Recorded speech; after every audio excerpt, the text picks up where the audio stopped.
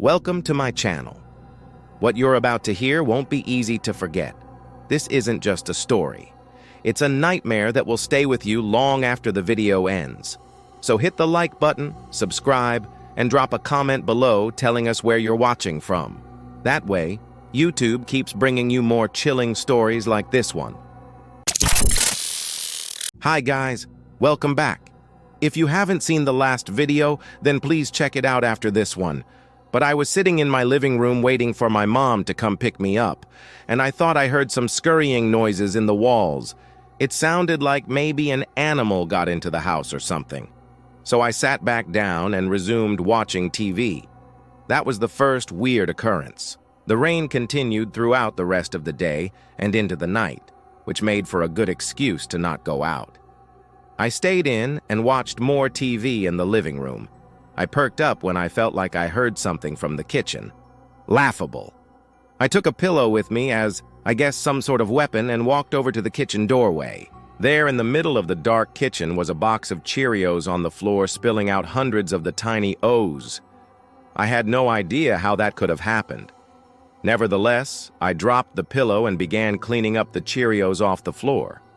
As I was doing so, I heard a creak, like the sound weak areas of a wood floor make when someone steps on it. The sound came from right by the kitchen table. I looked up, but nobody was there. I knew I was going crazy.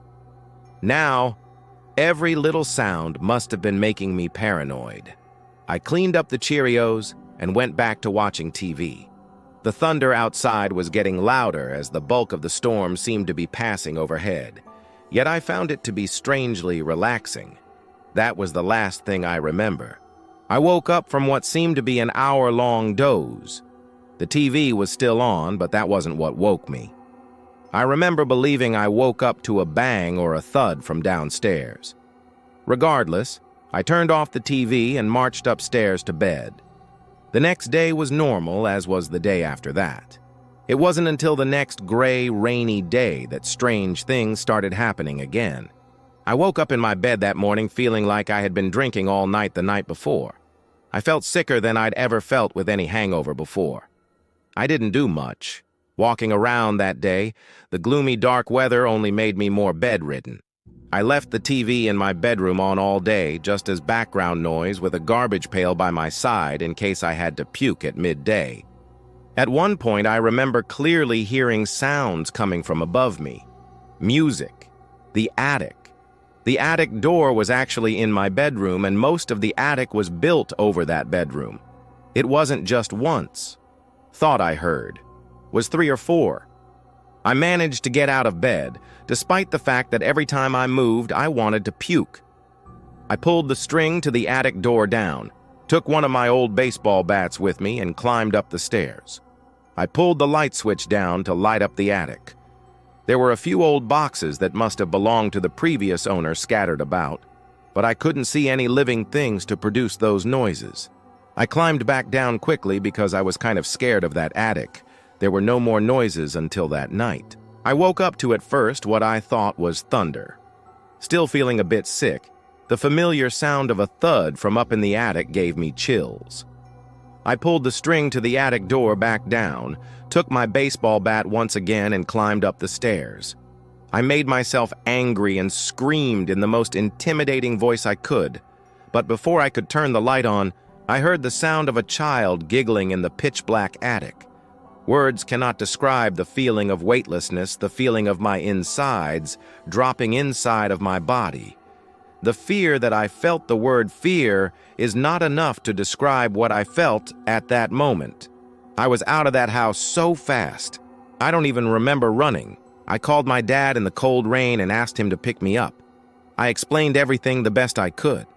My parents saw how emotional I was about this, and in a weird sense, I think they believed me. I packed all of my things up with my parents the next day and moved back home.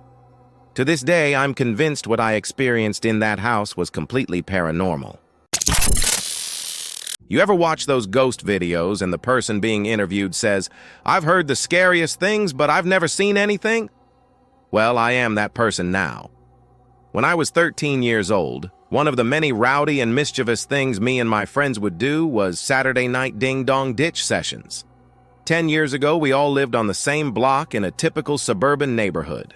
At the time, there were a lot less houses and more woods, though. I'm going to make up names for my friends for the sake of this story. There was Mark, James, and Matt. Either Mark or James were usually the ones to go up to the houses and ring the bells. Matt and I, on the other hand, would usually find hiding spots right away. We hit about 5 or 6 houses.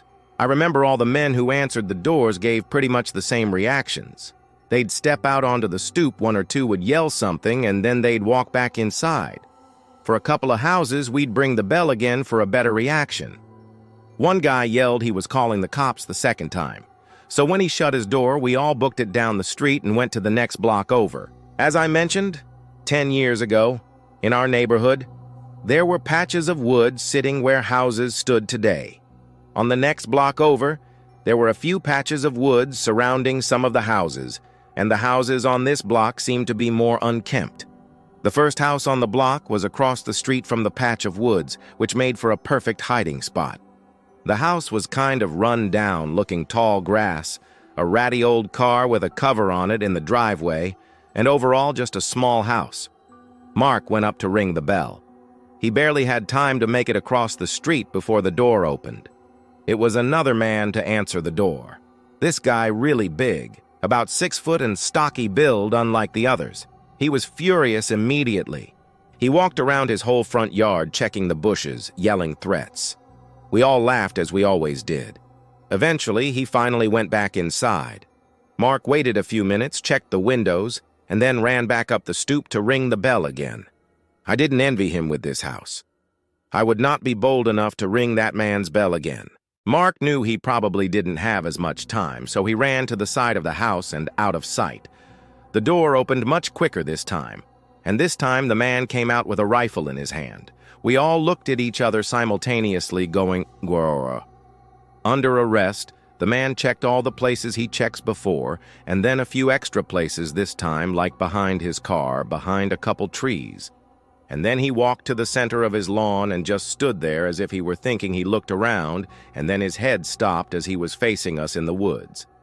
Me, Matt, and James looked at each other. We ducked lower in hopes that he didn't see us. After 10 seconds of staring in our direction, the man went back into his home. And then we saw him appear at his front window, standing still like a statue looking in our direction in the woods. Once again, Mark was creeping back over to the man's front door, but there was nothing we could do. We were too afraid to move or yell anything. Mark rang the bell once again and ran for it. The man didn't move, though, at least not for another minute. Then he turned and walked away from the window. We didn't see Mark again, but we were still too nervous to move. The next thing I remember, we heard Mark's voice from across the street yelling, "Run." We didn't understand until we heard someone running up from behind us, realizing upon turning our heads that it was the man from across the street with his rifle in hand pointed at us. We ran like little prey from a predator to Mark, who was waiting for us across the street. We ran for blocks until we were sure we lost him. Mark explained that he yelled when he saw the man sneaking across the street into the patch of woods. We didn't report him or any of what happens. We just told a few friends, and that was it. Luckily, the house was many blocks from us, so we never really had to pass it again. Hey guys, welcome to my channel. Today I will be reading from a popular subreddit, so let's jump into it. The first story is The Maid Who Cleaned Out the Basement. I used to work as a maid for some old lady for a couple of weeks when I was 20. She had a really big yet old house on a property that could have been beautiful. She had 2 acres of land surrounded by woods in 3 directions and the road on the other. The house itself was ancient, mostly made of wood, and the interior was really, really dark. She had actually taken care of it. There were 2 acres of land surrounded by woods in 3 directions and the road on the other. The house itself was ancient, mostly made of wood, and the interior was really, really dark. She had actually taken care of it. She had 2 acres of land surrounded by woods in 3 directions and the road on the other. The house itself was ancient, mostly made of wood, and the interior was really, really dark. She had actually taken care of it. She had 2 acres of land surrounded by woods in 3 directions, and the road on the other. The house itself was ancient, mostly made of wood, and the interior was really, really dark. She had actually taken care of it. She had 2 acres of land surrounded by woods in 3 directions, and the road on the other. The house itself was ancient, mostly made of wood, and the interior was really, really dark. She had actually taken care of it. She had 2 acres of land surrounded by woods in 3 directions, and the road on the other.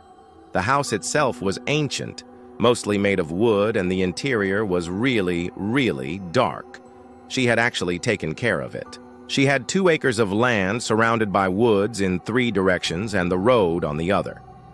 The house itself was ancient, mostly made of wood, and the interior was really, really dark. She had actually taken care of it. She had 2 acres of land surrounded by woods in 3 directions, and the road on the other. The house itself was ancient, mostly made of wood, and the interior was really, really dark. She had actually taken care of it. The woman's name was Mel. She was around 70 years old. The kind of work Mel would have me do would be mostly physical stuff that she couldn't do very well anymore, like sweeping, dusting, cleaning dishes, doing laundry, sorting mail, and other things of that sort. One weekend, Mel asked me to sleep there for a night or 2. The house had like 4 bedrooms, yet she lived alone, so it wasn't an issue. Well, this takes place over the course of a Friday, and technically a Saturday as well. I arrived as per usual on Friday, speaking very few words to Mel. I dropped my backpack full of my clothes and cosmetics onto the bed in the bedroom, but I was going to be sleeping in. As I turned to the door, I saw Mel standing by the doorway. She had a creepy way about her, and this entrance was no exception. She didn't say hello, which wasn't as weird as it sounds. She just instructed me to clean the bedroom right away. After that, she just told me to simply straighten up the whole house, and then she went upstairs. I didn't see her for the rest of the day, but I would occasionally hear her walking around upstairs in her bedroom. It was weird she would seem to walk back and forth. There were no TVs in this house, so I didn't know what she could have been doing. One thing that I found bizarre was how protective she was of her basement. She made it clear it was completely off limits. And she didn't want me going down there. Nighttime came and I went to bed early. This was before smartphones were a thing, so I didn't even know what time it was. It was probably 9 or 10 o'clock though. For the first few hours, everything was peaceful.